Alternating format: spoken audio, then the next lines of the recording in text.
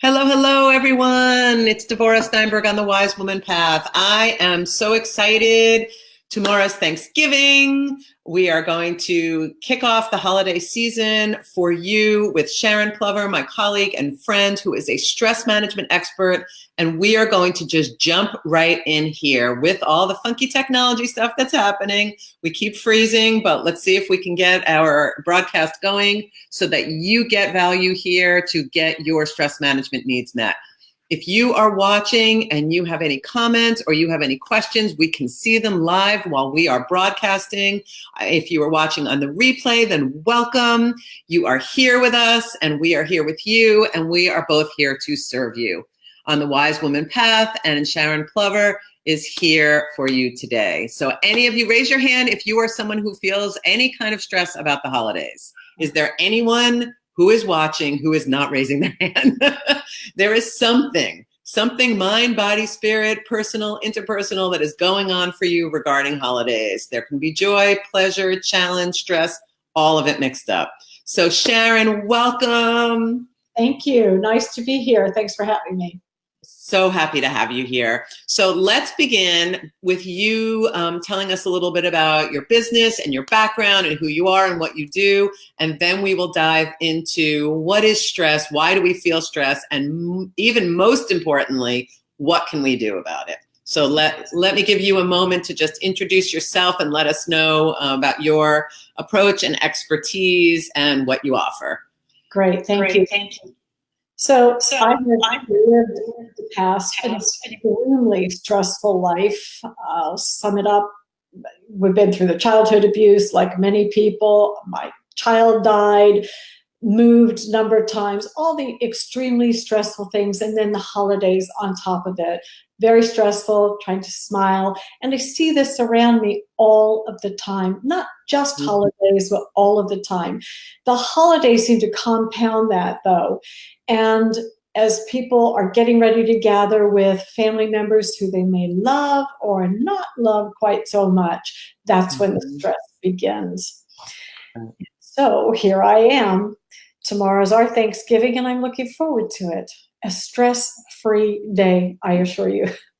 Yes, yes. So what is it that you do in your business?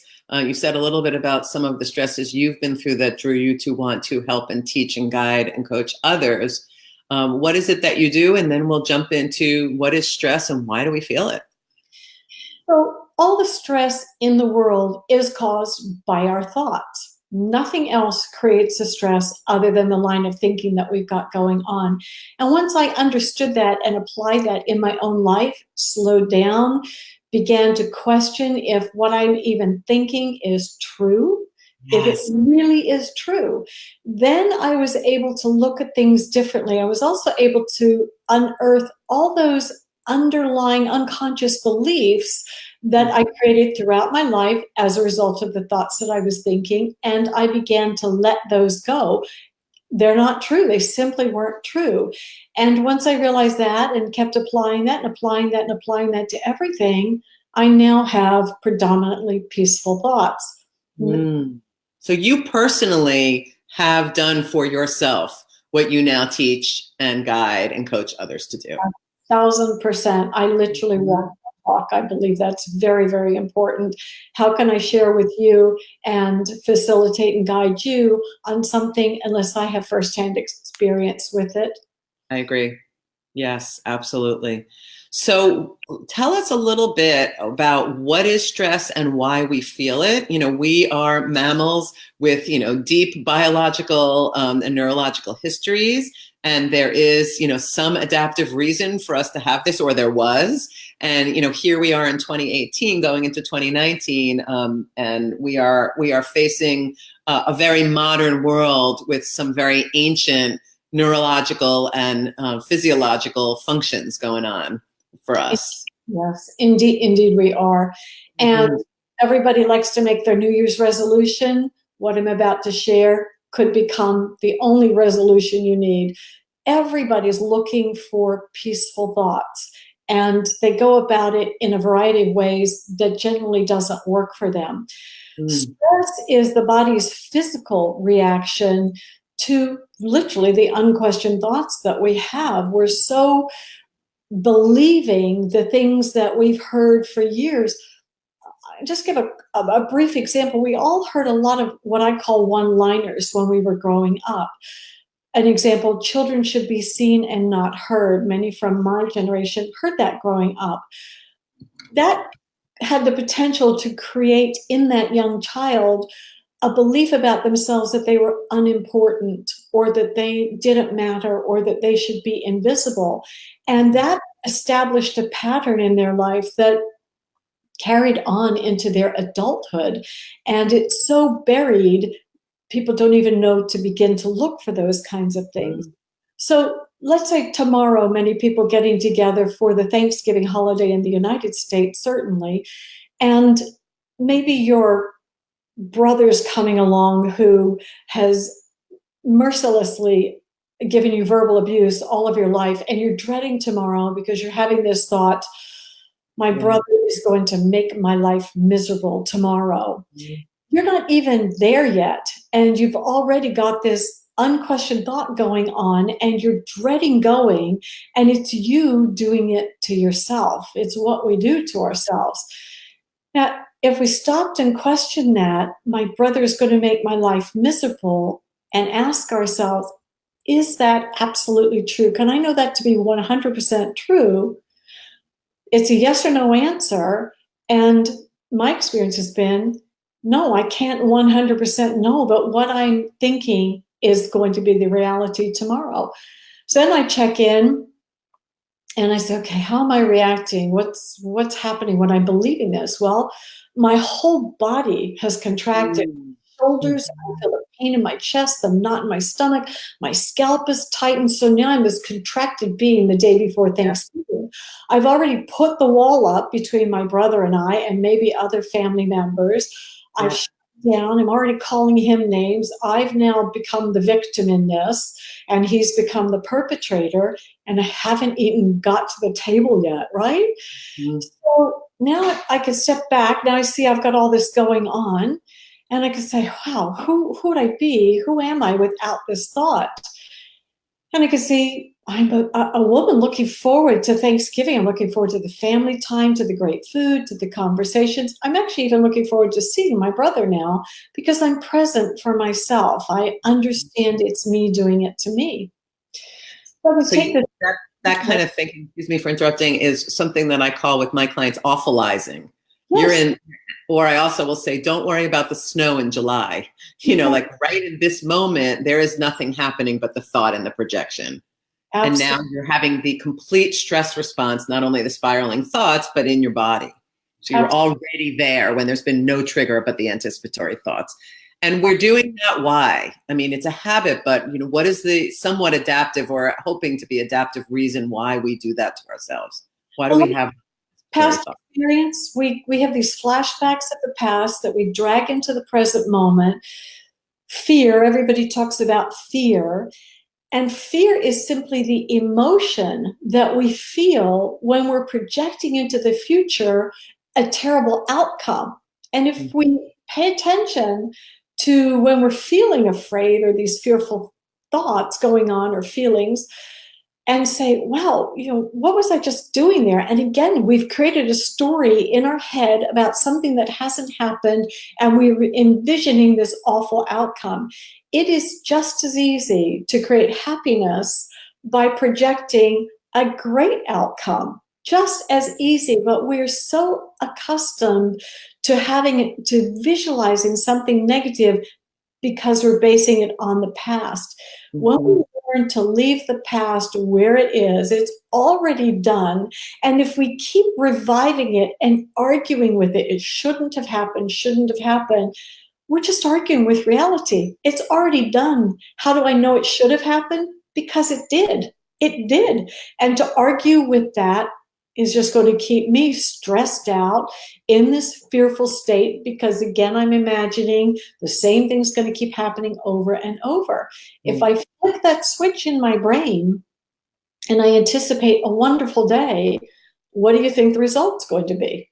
It certainly has the opportunity to be better. And certainly at this moment, anticipating, rather than preparing to protect yourself from the threat that you are sure is going to come or even might come, you're saying, stay in the present moment and choose, the phrase I like to say is, we're telling ourselves the story anyways, the story you're telling yourself making you happy or making you miserable.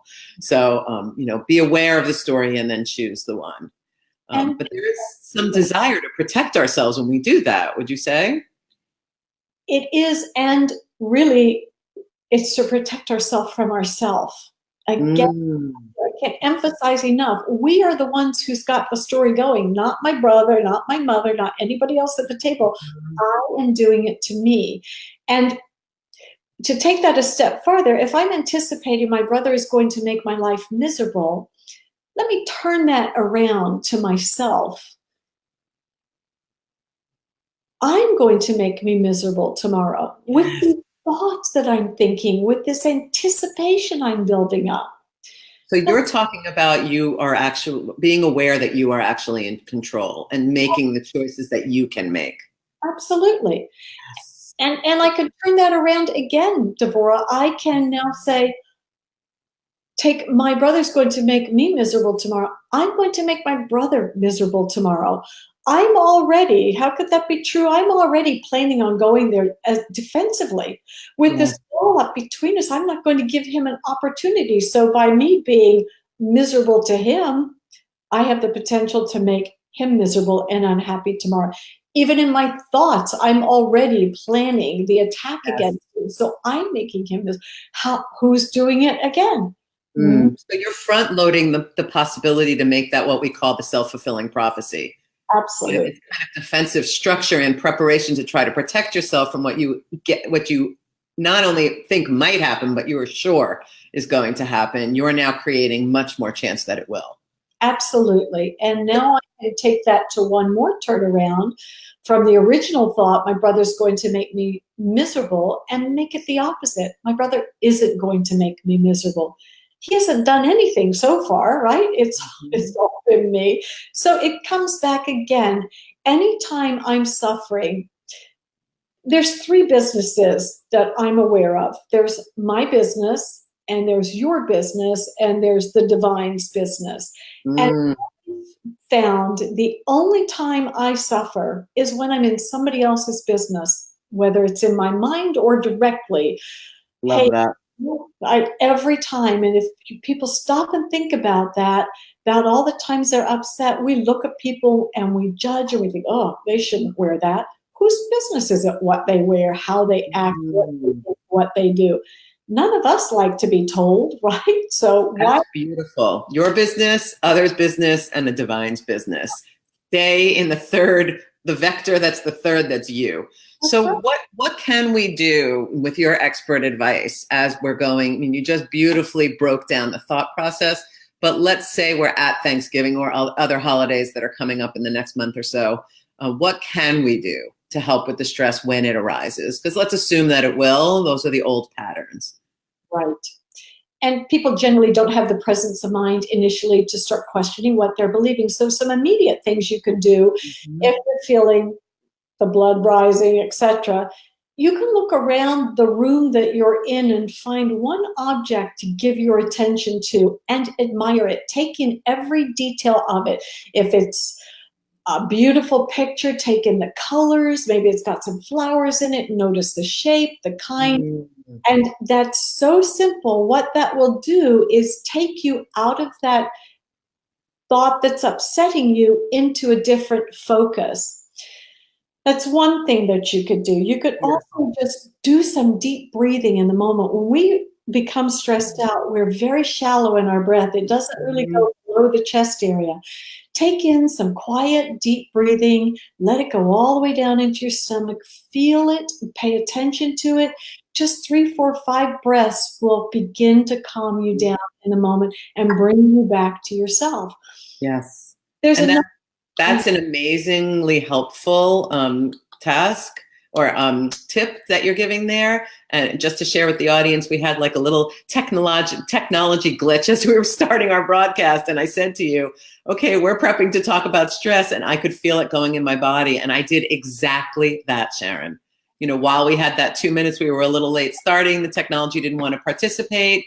That stressor was making me think, uh-oh, something's wrong. I'm in danger, even though I'm not. I feel like I am. The breath took me right back down to calm. So that works, folks.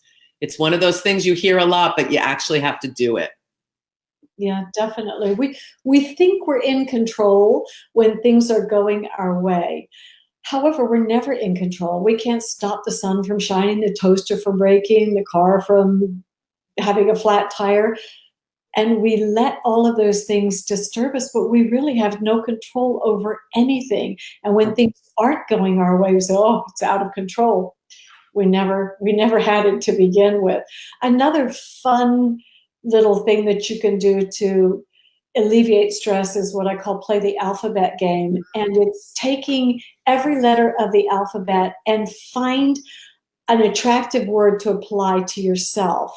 So A, you could say, I'm awesome. B, I'm beautiful or bountiful. C, I'm charming.